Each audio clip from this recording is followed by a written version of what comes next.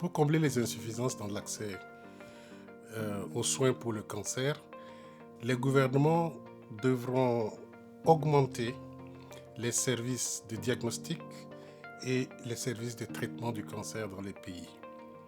Au niveau individuel et au niveau communautaire, les populations doivent adopter des modes de vie plus sains, se faire vacciner contre le virus de l'hépatite B et le virus du papillome humain, qui sont deux virus qui donnent des cancers, et aussi se faire dépister régulièrement pour les cancers évitables.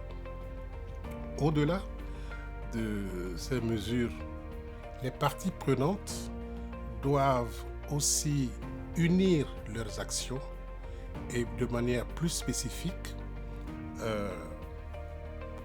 constituer des alliances solides et s'engager dans des collaborations innovantes dans la lutte contre le cancer.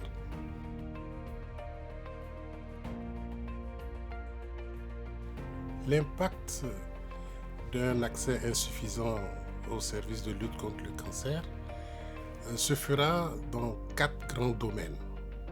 Le premier domaine, c'est l'augmentation du nombre de nouveaux cas de cancer.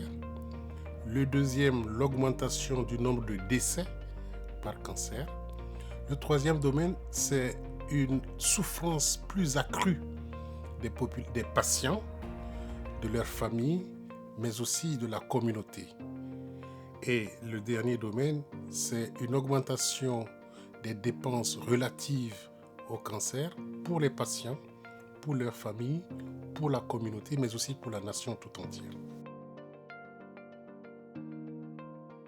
Pour accélérer les progrès dans l'accès aux soins du cancer, les gouvernements doivent renforcer la mise en œuvre des plans nationaux de lutte contre le cancer, y compris allouer des financements en adéquation avec ces plans.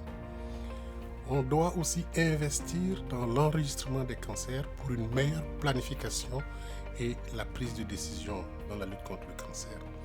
Il faudra aussi intégrer les soins du cancer dans les paquets de services essentiels offerts à la population, mais aussi dans les systèmes d'assurance maladie nationaux. Les 2 derniers domaines que nous pensons être importants pour améliorer l'accès concernent la mise à disposition aux populations d'infrastructures adéquates, de ressources humaines adaptées, mais aussi de services de dépistage, de diagnostic et de traitement du cancer. Le dernier domaine, c'est la formation du personnel afin que ce personnel soit adéquat pour la lutte contre le cancer.